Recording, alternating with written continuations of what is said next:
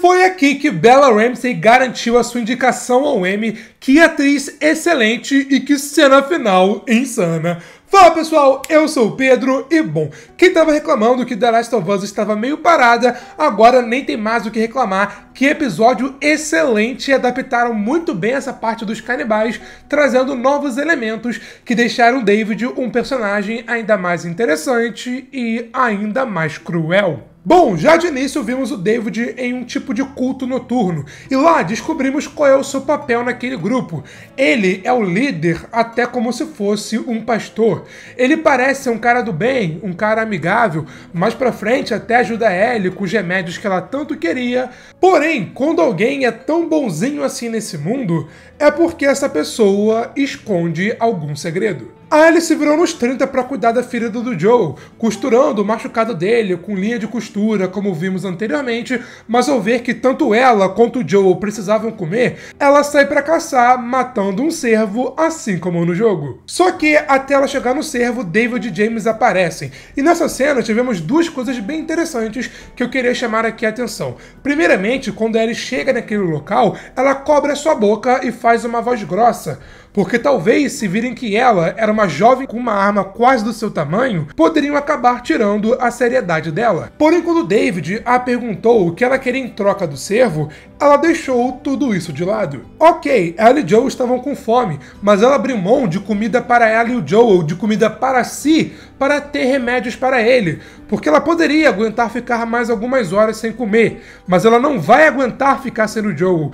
nem continuar essa jornada sem ele. E com isso, a sua voz volta ao normal, o que mostra o desespero dela nessa situação e também a urgência dela em salvar o Joel. E vimos que enquanto ela espera o James voltar com os remédios, James que inclusive é interpretado pelo Troy Baker, que foi o Joel nos 2 jogos de The Last of Us, ela usa o que o Joel a ensinou em prática. Ela primeiramente fica desconfiada com a sua arma apontada para o David, evita falar o seu nome, evita falar um pouco mais sobre si, sobre sua história, afinal você não sabe com quem está lidando. E de fato isso foi uma decisão bem inteligente, porque o David conta um pouco mais sobre ele, que ele era um professor, mas encontrou Deus nesse mundo caótico e passou a ter fé, que foi forçado a sair da zona de quarentena de Pittsburgh após uma briga dos vagalumes com a Fedra. E isso faz referência ao jogo, porque parte dos caçadores, que aqui na série foi em Kansas City, no jogo acontece em Pittsburgh pouco tempo após o combate da Fedra contra os vagalumes. E vamos comentar todos os detalhes e referências nesse 8º episódio, ainda hoje, segunda-feira, meio-dia,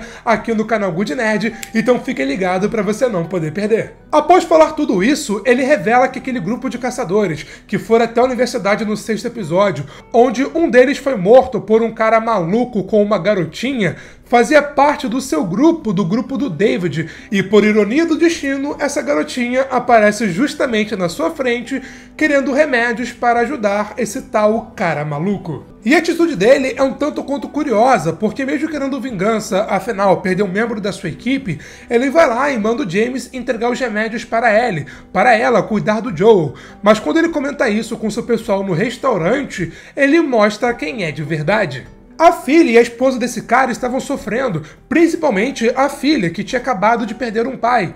Mas o David demonstra ser um monstro quando dá uma luvada, digamos assim, na cara dela, dizendo que ele, David, é o seu pai. E essa cena mostra que, de fato, o David é um monstro, porque ele pode ter todo aquele estilo mais calmo, mais frio, mais tranquilo, mas dentro dele, ele é um psicopata que quer ser o centro das atenções. Então, quando ele falou anteriormente que o grupo dele lhe escolheu como líder, será que foi isso mesmo? Ou será que, ao ver a sua crueldade e do que ele é capaz, eles apenas o aceitaram como líder daquele grupo? E aí, o que vocês acham? E o medo dele é tanto que as pessoas no restaurante, mesmo sabendo que não estavam comendo carne de um animal e não sabendo o que estavam comendo, vão lá, comem o prato, raspam o prato, fazendo isso por medo, com medo do que o David faria com elas caso elas se recusassem a comer. Enquanto isso acontece, após pegar os remédios, ele vai lá e cuida do Joel. Mesmo sem saber exatamente o que está fazendo, ela vai lá, cuida dele, dá ali a injeção nele, digamos assim, e ao ver que a sua temperatura está meio baixa devido, claro, ao frio e também ao machucado, ela vai lá, cobre ele, deita com ele do seu lado para aquecê-lo e ao mesmo tempo que fica o protegendo caso aconteça alguma coisa. Vimos anteriormente o Joe fazendo sacrifícios e tudo o que podia para proteger a Ellie, e agora é ela que está fazendo a mesma coisa. Como eu comentei no vídeo do 6º episódio, Joe e Ellie podem não ser pai e filha de sangue, mas aos poucos estão se tornando pai e filha de consideração, o que torna a relação deles ainda mais forte e ainda mais especial. E outra coisa especial é o seu like, o seu joinha aqui nesse vídeo. Se você está curtindo aqui esse review, dá essa força porque assim você me ajuda demais. De coração, muito obrigado. Bom, ao amanhecer, a Ellie vai conferir se está tudo seguro ali em volta para que ela possa fugir com Joe. E que bom que ela fez isso, porque ela foi de encontro com David e seus homens que foram atrás dos dois. A Ellie, antes de fugir, fez questão que o Joe acordasse e se mantivesse assim, para caso alguém apareça, ele consiga se proteger. Porém, a própria Ellie acaba sendo capturada e vai parar na prisão, digamos assim. E lá, o David demonstra que tem um interesse até demais na Ellie, já indicando isso na cena anterior com James. O David faz todo um discurso dizendo que ele é melhor pra Ellie, que a Ellie sem ele ficaria sozinho, mas com ele estaria segura, que os dois são bem parecidos, até que a série nos revela que tanto ele quanto o seu grupo, na verdade, são canibais, pessoas que comem carne humana.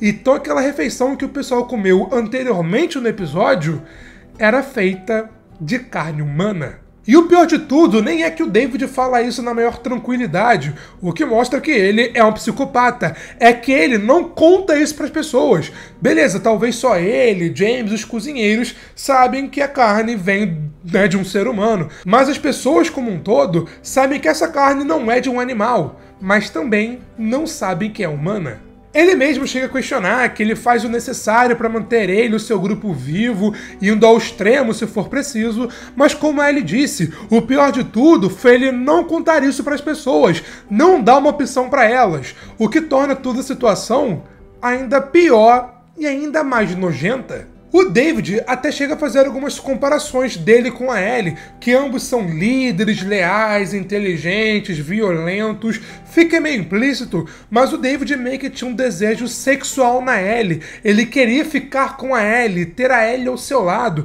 Tanto que, quando ela toca nele, a sua expressão muda. Só que, na verdade, tudo isso era um plano dela para tirar onda com a cara dele. Enquanto isso acontece, vimos que de fato um dos capangas do David entrou na casa onde o Joe estava, e ele, digamos que no modo furtivo, foi lá e matou esse cara. Mas logo depois o Joe demonstra, de certa forma, quem ele é de verdade e do que ele é capaz de fazer. Ele faz questão de pegar dois capangas e torturá-los para pegar uma informação, usando violência mesmo, para saber aonde ela estava, usando uma tática bem interessante por sinal, e mesmo o cara dando a informação certa, ele o mata logo depois, matando também o outro capanga, fazendo a mesma coisa que o Joe faz no jogo. E essa cena foi bem interessante para mostrar duas coisas. Sim, o Joe é um cara violento, já tinha demonstrado isso nos episódios anteriores, e aqui demonstrou pra valer, mas além disso, que ele está disposto a fazer de tudo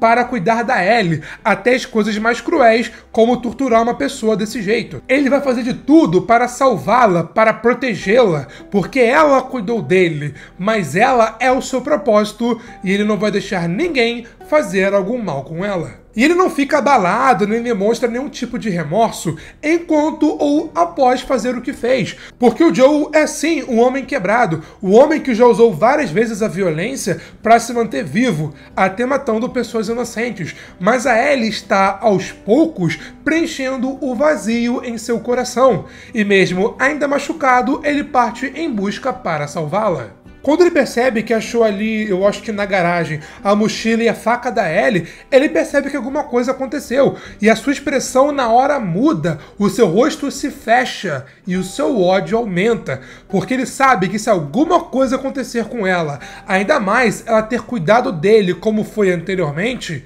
ele jamais vai se perdoar.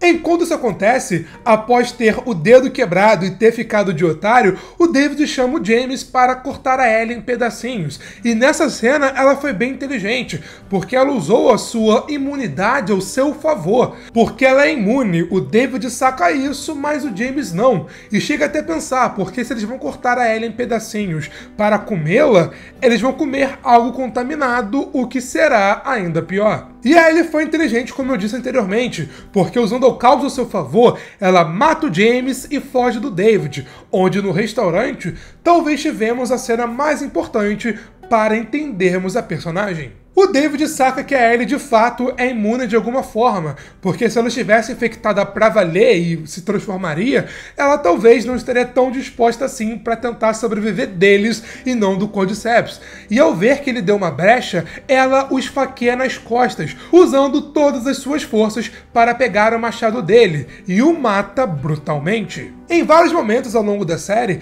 vimos o como a Ellie se inspira no Joel. Lá no primeiro episódio, quando o Joel vai lá e espanca aquele guarda, vimos ali no fundo a Ellie meio chocada, mas ao mesmo tempo até que admirada com o que ele fez. E como ele, aqui, ela mata brutalmente o David. E ao mesmo tempo que mostra a brutalidade que estava dentro dela, que ela foi forçada a ter, ela também usa essa cena para desabafar, colocando para fora todo o ódio que ela estava sentindo, usando toda a raiva que estava dentro dela, continuando dando machadadas, mesmo sabendo que elas não seriam mais necessárias, enquanto o sangue espirra na tela. A câmera, enquanto isso acontece, fica meio desfocada, desfoca o fundo e também desfoca a própria cara da Ellie, indicando que ela estava assim fora de si ao fazer isso dessa maneira, enquanto ela, após um olhar de ódio para o corpo do David, olha em volta e cai na real no que acabou de acontecer, uma cena em que ela dificilmente vai conseguir esquecer.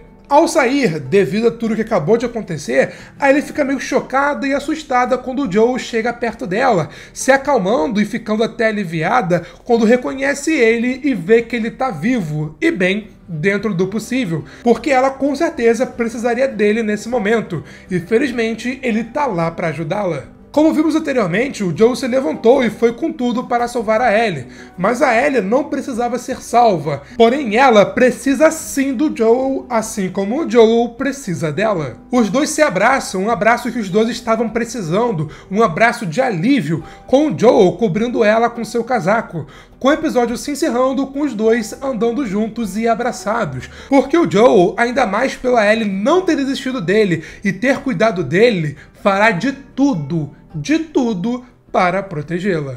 Bom, eu adorei esse 8º episódio. Eu terminei de jogar essa parte no jogo hoje de manhã e vim direto assistir, e sério, tá igual ao jogo, até melhorando algumas partes. Gostei também que eles deram um foco bem interessante na história do David, mostrou o seu grupo, que no jogo é só mencionado, quem ele é, de onde ele veio, por que ele faz o que faz, e acima de tudo, mostrou quem ele é de verdade e como ele é cruel. Como eu mencionei anteriormente, digo com tranquilidade, Bella Ramsey garantiu a sua indicação ao Emmy nesse episódio, seja para melhor ator ou melhor atriz, em qualquer categoria que ela estiver concorrendo, porque ela merece, e que trabalho sensacional, principalmente nessa cena do restaurante lá com David. E tanto esse quanto o 7º episódio mostraram como a Bella Ramsey é uma atriz bem versátil e também como a Ellie é uma personagem bem complexa, porque ao mesmo tempo que ela é otimista por um lado, tem seus tons de comédia, ela também sabe ser séria quando tem que ser séria e sabe ser violenta quando a situação exige. Agora só nos resta um capítulo, o final aqui dessa história, pelo menos adaptando o primeiro jogo, onde finalmente Joel e Ellie encontrarão a luz, encontrarão os vagalumes. Mas será que vai dar certo como eles esperam? Bom, semana que vem estarei aqui comentando tudo com vocês. E aí, o que você achou desse episódio? Na sua opinião, foi melhor até agora, o melhor da primeira temporada? Se sim ou se não, deixa aqui nos comentários. Curtiu o vídeo? Deixa um like e um joinha aqui de coração, é sério mesmo, me ajuda demais. E se você é novo, se inscreve aqui embaixo e ativa o sininho para mais vídeos sobre The Last of Us. E ainda hoje, segunda-feira, meio-dia, sai o vídeo de detalhes e tem cada referência que, meu Deus, você vai pirar assistindo junto comigo. Mas foi isso e eu te vejo na próxima. Valeu, falou e fui!